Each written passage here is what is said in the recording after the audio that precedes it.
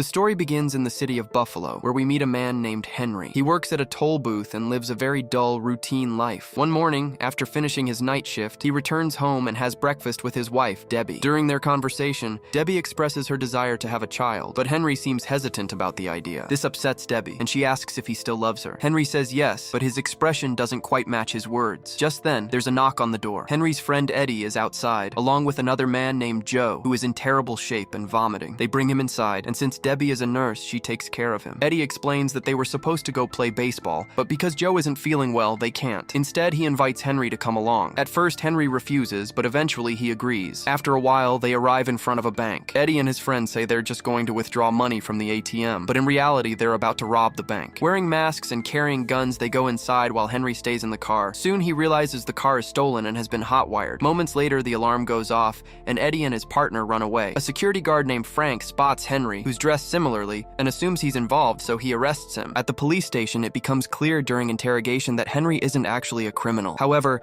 he refuses to reveal the names of his friends. As a result, he is sentenced to 3 years in prison. In prison, Henry meets Max, an older inmate. The two become friends. Max tells him that the real crime isn't ending up in prison. It's failing to chase your dreams. He says that every prisoner there once had big dreams, but life led them down a different path. When Max asks Henry about his dream, Henry admits that he doesn't have one. 6 months later, Debbie visits him and tells him she has fallen in love with someone else. Surprisingly, Henry doesn't react much. He simply wishes her happiness. A year later, Henry is spending his time in prison with Max and the other inmates. Max reveals that every time he's about to be released, he deliberately says something to get himself kept inside, because prison has become the only home he knows. When Henry asks Max about his dream, Max tells him that he's already living it, meaning that staying in prison is his dream. Before we continue, I'd like to request you to subscribe to the channel. It would mean a lot to me. Soon, it's Henry's turn to be released. It almost feels like he doesn't want to leave either, but Max encourages him to go out and start a new life. Henry is eventually set free and leaves prison. When he returns home, he discovers that Debbie is now living with Joe, and she's pregnant. Henry comes to collect his belongings, and Joe offers him a job. However, it turns out to be part of a scam, so Henry refuses. Joe thanks him for not revealing his name to the police, but Henry calmly replies that he never even knew his name. That night, Henry sees a woman on TV advertising a lottery scheme. The next day, out of sheer boredom, he finds himself standing near the same bank where he was previously arrested. Suddenly, a car hits him. The driver, a woman named Julie, immediately starts scolding him. At that moment, the security guard Frank shows up and scolds Julie instead. He then takes Henry to a nearby cafe. Julie offers to take Henry to the hospital, but he insists that he's fine. During this interaction, Henry realizes that Julie is the same woman he saw in the lottery advertisement. After Julie leaves, Henry notices an old newspaper article on the wall. It talks about a bank robbery in Buffalo dating back to the 1930s. According to the article,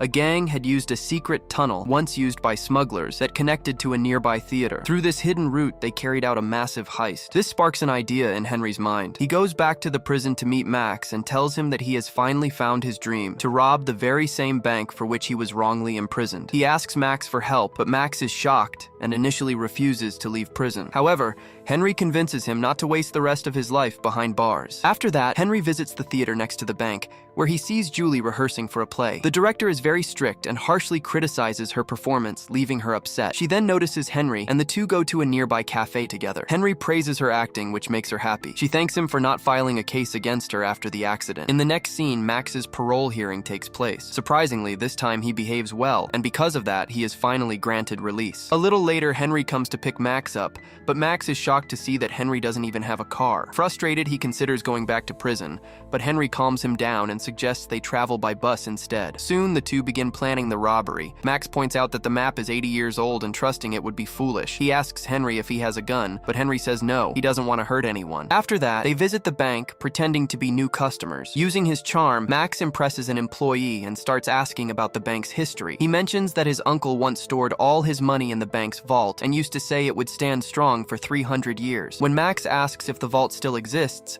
the employee confirms that everything is still the same as it was many years ago. The employee then asks if they'd like to open an account, but they brush it off and leave. Just then, Frank spots them. Next, they head to the theater to look for the tunnel, where they run into Julie again. Max tells her that he used to be an actor and had once worked in that very theater. With his smooth talk, he impresses a staff member named Simon and convinces him to give them a tour. During the conversation, Max casually brings up the old tunnel, and Simon reveals that its entrance used to be in the lead actor's dressing room, but it was sealed off many years ago. Max then offers to work at the theater, and Simon happily accepts. Meanwhile, Henry and Julie start talking. Julie asks if Max is his father, but Henry denies it. She then asks what he does for a living, and Henry admits that he was recently released from prison. It's clear from his tone that he's starting to like her, so he asks her out to dinner, and she agrees. That evening, Henry arrives at the restaurant, all dressed up. Julie shows up late and seems quite stressed. She tells him she's tired of this place and plans to move to Hollywood after her play ends to try her luck there. She then asks Henry why he went to prison, and he honestly tells her that he was wrongly accused. He even admits that now he actually plans to rob a bank,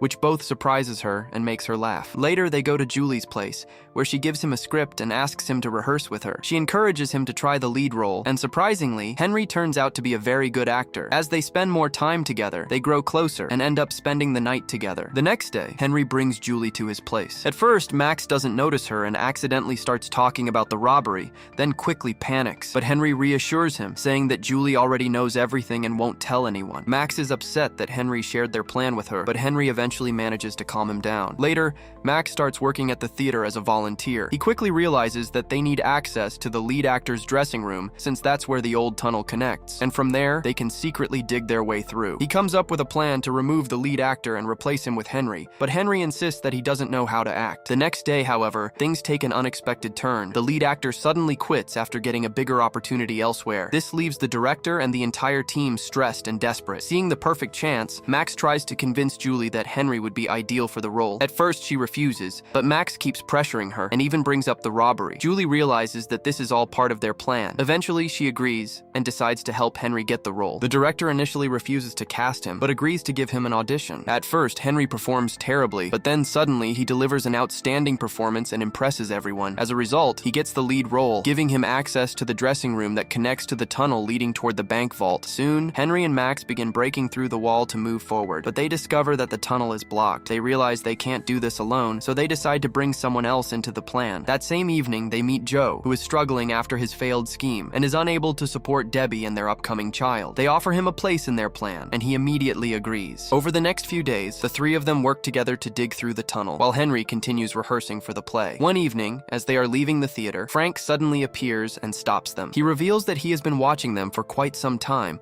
and suspects they are planning a robbery. However, instead of reporting them to the police, he wants to join them. Frank explains that every month, a truck collects money from different branches and stores it in the vault, sometimes as much as $8 to $12 million.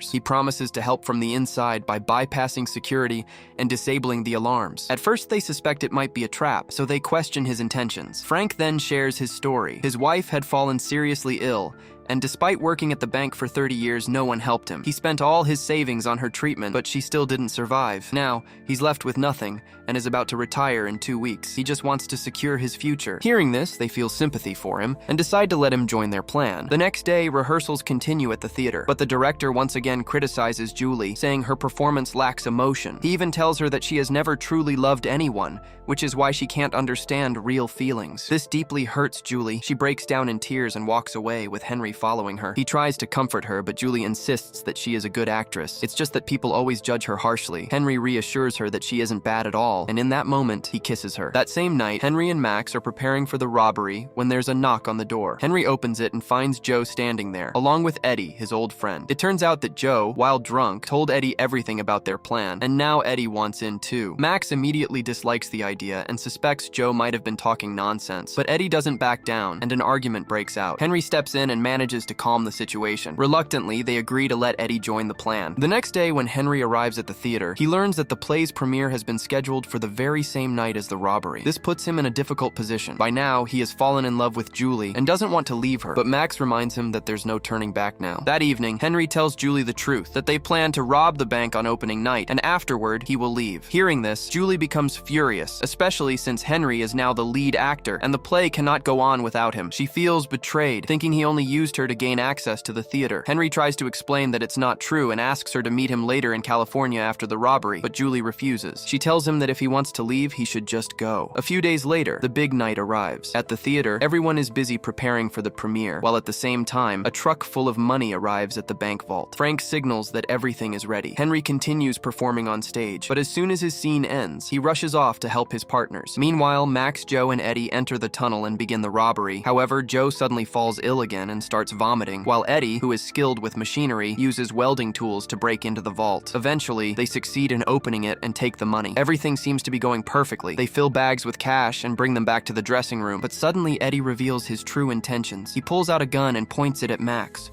ordering him to step aside. Then he tells Joe to load all the money into the car so he can escape alone. Joe tries to stop him, reminding him that everyone has already gotten their share, but Eddie refuses to listen. Just then, Henry arrives at the scene. Eddie threatens him as well and even strikes Max with the gun, but Max quickly recovers and fights back, trying to overpower Eddie. A struggle breaks out between them, and during the chaos, the gun goes off, shooting Henry in the leg. In the end, Max manages to knock Eddie down. They tie him up and leave him behind in the tunnel. After that, the rest of them grab the money, get into the car, and drive away. But on the way, Henry suddenly tells them to stop the car. He wants to go back to the theater. Joe is shocked, but Max understands what's in Henry's heart and lets him go. Despite being injured, Henry returns to the theater and walks straight onto the stage in the middle of the live performance. In front of everyone, he openly confesses his love for Julie, leaving both her and the entire audience stunned. What makes it even more fascinating is that his actions closely mirror the story of the play itself, which draws the audience in even more. Julie, still upset, tells him to leave, but he refuses. Instead, he asks her to meet him in Moscow. At first, Julie refuses, but the audience begins cheering,